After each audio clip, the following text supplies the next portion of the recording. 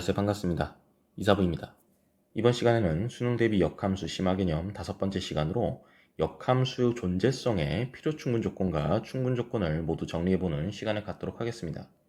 즉 무슨 얘기냐면은 여러분들이 지금까지 역함수 심화 개념 영상을 이전에 총 첫 번째부터 네 번째까지 총 4개의 영상을 보셨잖아요. 그죠? 이렇게 4개의 영상 동안 공부해온 내용 중에서 역함수가 존재하기 위한 그러한 필요 충분 조건과 충분 조건을 지금까지 배우셨던 내용을 쭉 다 한번 정리해보자 라는 그런 시간이 되겠다라고 생각해 보시면 되겠습니다. 그 다음에 이러한 것들을 어떻게 활용해 나가는지 그러한 부분들에 대해서 좀 더 실질적이고 실제로 문제를 풀어나가는 스킬에 대한 얘기들을 좀 같이 한번 해보도록 하겠습니다. 자, 그래서 이 영상은 이런 학생들에게 도움이 될 것 같은데요. 첫 번째, 역함수 관련 문제를 어려워하는 학생들. 두 번째, 역함수 문제를 풀 때 연속성과 미분 가능성을 체크하지 않는 학생들. 앞으로 여러분들이 이 영상을 보시고 나서 역함수 문제를 푸실 때는 연속성과 미분 가능성을 한번 체크를 해보셔야 됩니다. 즉, 정역에서 연속인지, 정역에서 미분 가능한지, 이러한 부분들이 역함수 문제를 푸는 데 있어서 굉장히 중요한 부분입니다. 그 정확한 이유는 이따가 뒤에서 좀 더 자세히 살펴보도록 하고요. 그리고 그 다음으로 수능에 필요한 역함수 존재성에, 즉 역함수가 존재하기 위한 충분 조건, 필요 충분 조건을 다 말하지 못한 학생. 이러한 부분들은 사실상 좀 암기를 해주셔야 되는 부분인데 제가 항상 강조했던 것처럼 예를 들어서 이러한 충분 조건과 필요 충분 조건을 잘 이해하고 계시는 것이 먼저 되어야겠고요. 자, 그런 식으로 여러분들이 자연스럽게 충분 조건과 필요 충분 조건을 익혀 나가야겠고요. 따라서 아직 이러한 부분들이 잘 나는 되지 않는다. 이런 학생들은 이 영상을 보시면서 공부를 하시면 좋을 것 같고요. 자, 준비물에 대해서 먼저 말씀드리겠습니다.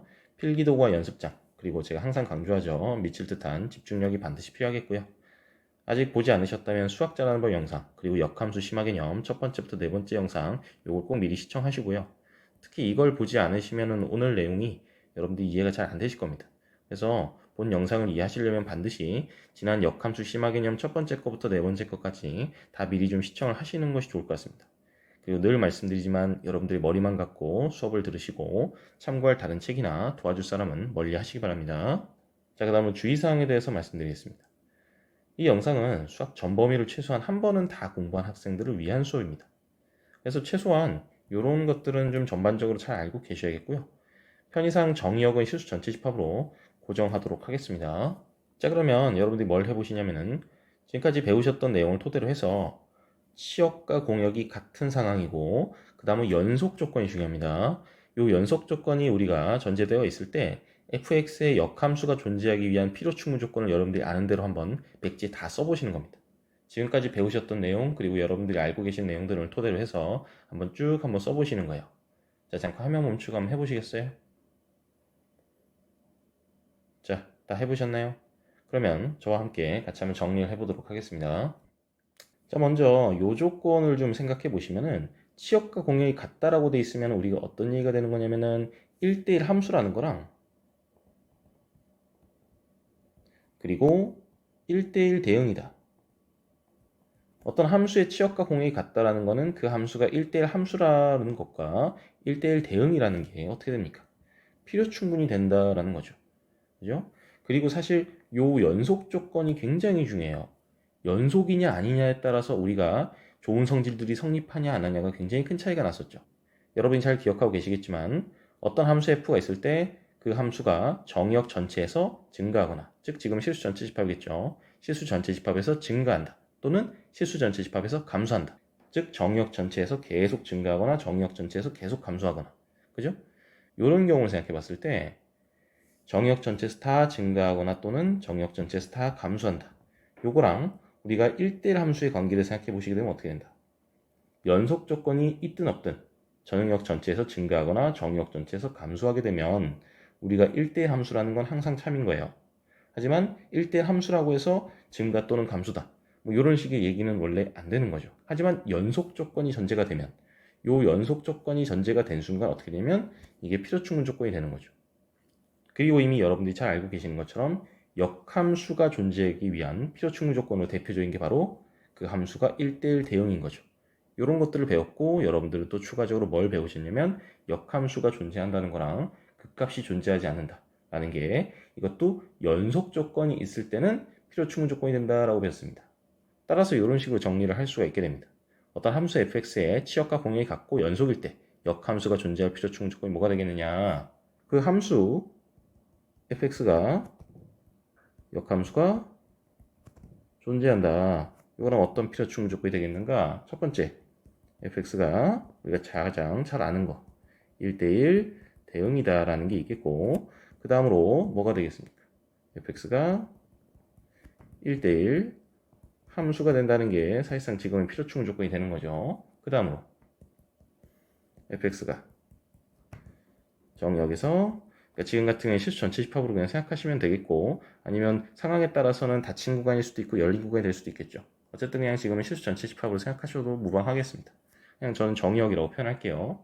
정역에서 증가하거나, 이런 식으로 정역에서 증가하거나, 또는 정역에서 감소하거나, 뭐 이런 식의 얘기가 되겠죠. 그리고 마지막으로 fx가 그 값이 존재하지 않는다. 이렇게 되겠죠.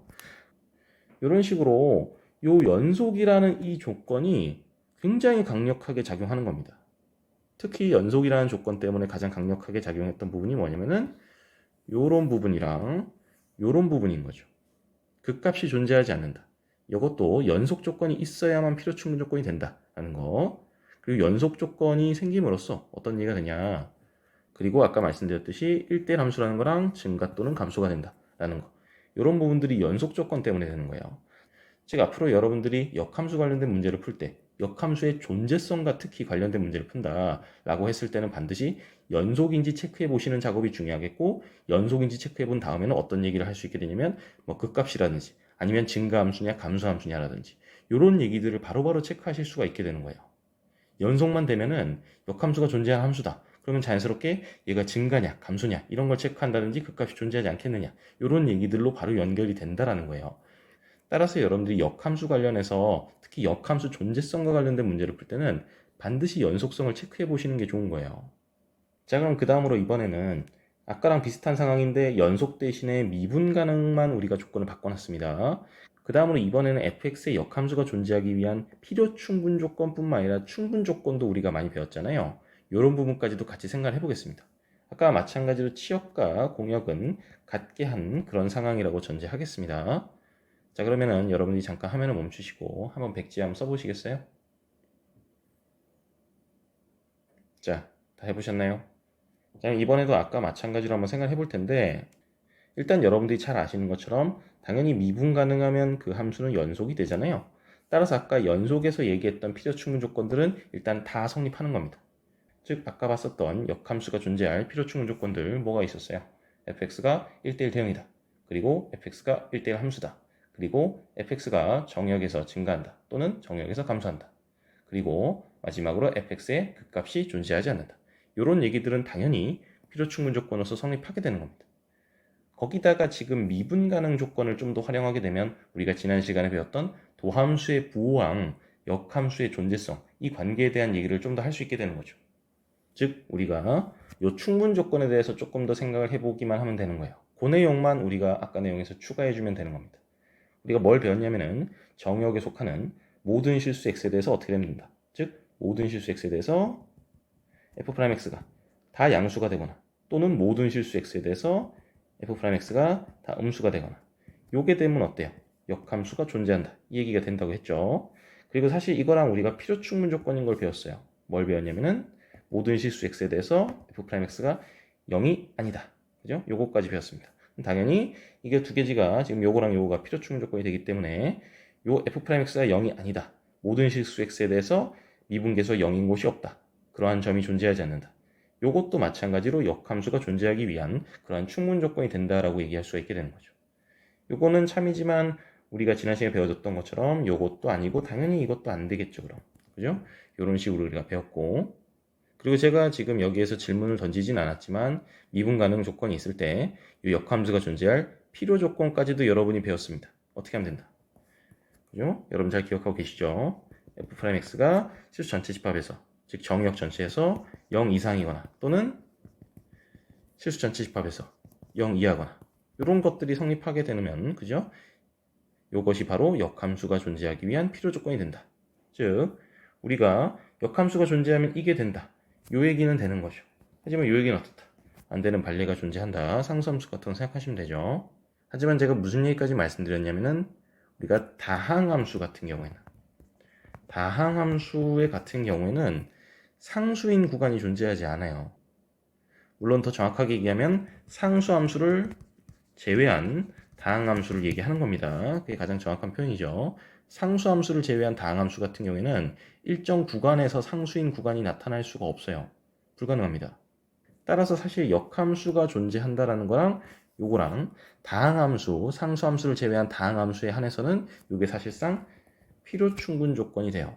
사실 대부분의 함수 같은 경우에는 상수인 구간을 갖는 그런 경우가 좀 드물죠. 특히 하나의 식으로 주어져 있는 경우에는 그런 함수를 찾는 건 굉장히 드문 일이죠. 그렇기 때문에 대부분의 경우에는 사실 요거를 필요 충분 조건처럼 받아들인 경우가 많은데 우리는 정확하게 좀 알고 계셔야겠습니다. 이런 식으로 논리적으로 따졌을 때 정확하게 필요 충분 조건은 아니라는 거. 요거 좀 주의해야 된다는 거 좀 기억을 하고 계시는 게 좋겠고요.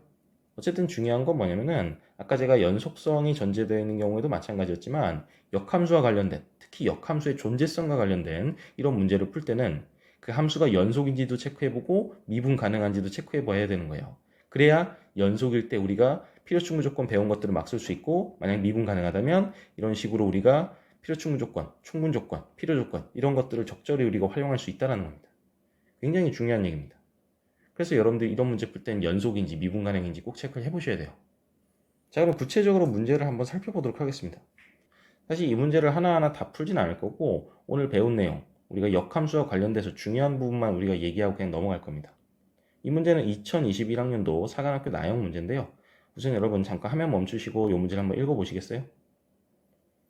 자, 다 읽어보셨나요?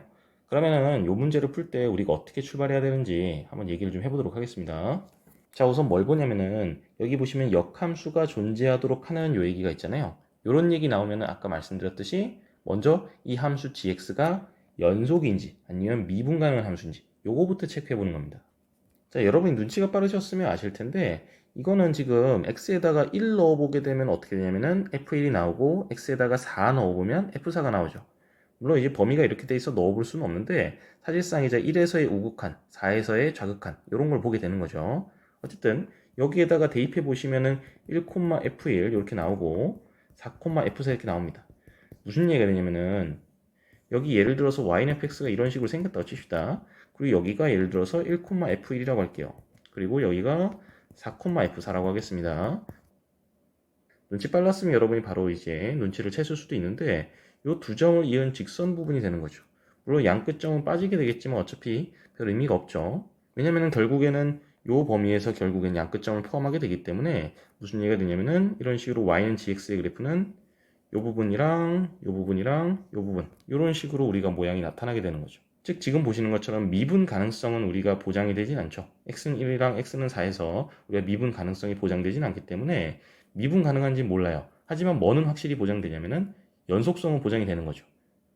그러면 이제 무슨 얘기를 할 수 있냐면은 요 연속성이 보장된다는 것 때문에 이런 문제 푸실 때는 여러분이 케이스 두 가지로 나누시는 거예요. 정의역 전체에서 증가하거나 정의역 전체에서 감소하거나 이런 식으로 우리가 케이스를 나눌 수 있는데 근데 여러분이 지금 보시는 것처럼 요 다항함수 fx의 도함수가 지금 2차 함수니까 fx는 당연히 3차 함수고 최고 차액의 수가 양수니까 fx도 최고 차액의 수가 양수인 3차 함수잖아요. 그러면 지금 x가 1 이하거나 x가 4 이상인 이런 부분에서 반드시 증가 부분을 어떻게든 포함할 수밖에 없어요. 그럼 어떻게 될 수밖에 없다. 증가하는 구간을 포함한 순간 얘는 정의역 전체에서 즉 실수 전체 집합에서 증가하는 함수가 될 수밖에 없는 거예요. 즉 gx는 증가 함수일 수밖에 없습니다. 따라서 우리는 무슨 조건을 갖고 올 수 있냐면은 이런 조건을 자연스럽게 갖고 올 수 있다라는 거예요. 그리고 지금 보시는 것처럼 여기 요 가운데 1부터 4까지 구간에서 이런 감소하는 구간 있잖아요. 여기서부터 여기까지 극대값과 급속값 갖는 그 두 점 사이에 그 구간, 요 구간이 여기 gx가 해서 1부터 4까지 해서 포함되면 되겠죠. 뭐 이런 얘기들을 우리가 할 수 있게 되는 겁니다. 중요한 건 뭐냐면은 이런 문제를 봤을 때 접근하실 때 gx의 역함수가 존재하도록 하는 이런 부분을 보시게 되면은 반드시 뭘 체크해 봐야 된다. 연속인 거를 반드시 체크해 보셔야 되고 이 연속인 거를 토대로 해서 우리가 힌트를 얻어서 어떤 얘기를 할 수 있냐. 증가냐 감소냐를 우리가 구별할 수 있게 되고, 즉 정의역 전체에서 다 증가하거나 정의역 전체에서 다 감소하거나. 근데 지금 fx에 대한 힌트를 보니까 어떻다? 증가할 수밖에 없구나. 이런 식의 얘기로 넘어갈 수 있게 된다는 겁니다.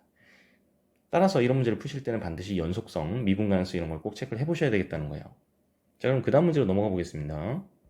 자, 이번 문제도 처음부터까지 다 풀 건 아니고요. 중요한 아이디어만 한번 살펴보도록 하겠습니다. 자, 이 문제는 2021학년도 사관학교 가형 문제고요. 또 굉장히 좋은 문제입니다. 여러분이 한번 다 풀어보셔도 괜찮고요.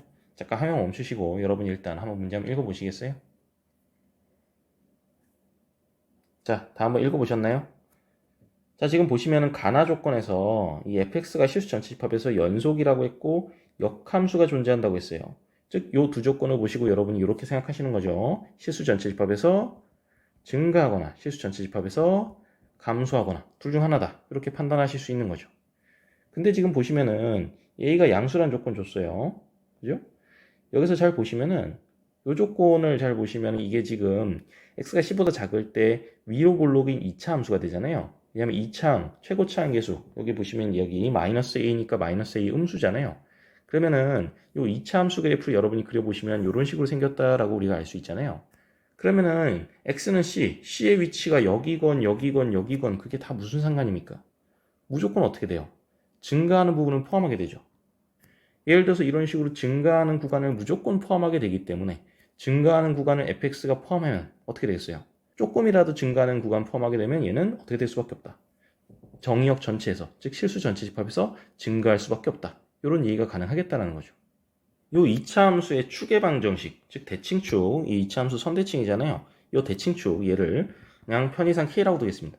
즉 요 수를 k라고 두고 요 직선 x는 k, 이 직선 x는 k라고 두겠습니다. 그렇게 하면 무슨 얘기가 되냐면은 예를 들어서 x는 c가 이런 식으로 있어도 되는 거죠. 즉 c랑 k의 관계식이 보이는 겁니다. 이 부등식이 어떻게 되면 되겠다. 뭐 이런 식으로 돼도 우리가 증가하는 형태가 되겠죠. 근데 예를 들어서 여기에서 x는 c가 돼요. 그럼 어떻게 돼요? 이런 식으로 우리가 감소하는 구간도 포함하게 되죠. 그럼 안 되겠죠. c랑 k랑 만약 같게 되면 그래도 어때요?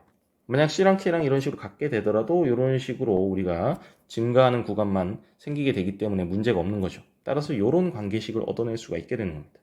이걸 바탕으로 해서 여기에서도 어떻게 하겠어요? X가 C 이상인 경우에도 증가하는 구간만 있어야겠구나라는 식으로 해서 우리가 C에 대한 어떤 부등식이라든지 관계식을 찾아낼 수 있을 거고 그걸 바탕으로 해서 우리가 답을 찾아낼 수 있는 겁니다. 이런 식으로 여러분들이 역함수의 존재성 문제를 풀 때는 연속 조건이 있는가 또는 미분 가능 조건이 있는가 이런 것들을 눈여겨보실 필요가 있는 거예요. 연속 조건인 경우든 미분 가능한 경우든 어쨌든 연속 조건 생각 먼저 하셔서 이걸 증가 또는 감소로 케이스를 나눠서 문제를 푸시면은 여러분들이 좀 수월하게 가는 겁니다. 그 다음에 만약 미분 가능 조건이 있으면 여러분들이 도함수의 부호 그런 것들을 우리가 생각하는 거죠. 그렇게 해서 접근하시면 되는 겁니다. 그래서 여러분들이 반드시 역함수 존재성 이런 문제 푸실 때 연속이냐 또는 미분 가능하냐 이런 것들 꼭 체크를 해보셔야겠습니다. 자, 이번 시간 여기까지고요. 이해가 잘 안 되는 부분이 있으면 영상을 다시 보시면서 계속 복습해 보시기를 권하고요. 그리고 제가 항상 말씀드린 것처럼 복습은 여러분들이 필기하신 부분을 읽는 것이 아니다. 백지에다가 처음부터 여러분이 끝까지 아는 내용을 쭉 써내려 가면서 다시 고민해보고 잘 모르겠으면 영상을 다시 보신다든지 여러분이 필기한 내용을 다시 보신다든지 이렇게 해서 계속 반복하면서 공부를 하셔야겠습니다. 자, 다음 시간에는 뭘 할 거냐면은 여러분들이 굉장히 역함수에 적분하는 문제를 어려워하는 경우를 제가 굉장히 많이 봤습니다. 역함수의 미분 같은 경우는 역함수의 미분법 관련해서 여러분들이 어렵지 않게 공식으로 그냥 하면 되는데 역함수의 적분 같은 경우는 이걸 헷갈려하는 친구들을 제가 굉장히 많이 봤어요. 그래서 이런 부분을 여러분이 극복하실 수 있도록 제가 좀 더 쉽게 이해할 수 있는 방법을 좀 더 편하게 할 수 있는 방법을 좀 안내해 드리도록 하겠습니다. 자, 너무 고생 많으셨고요. 오늘 여기까지 하겠습니다. 수고하셨습니다.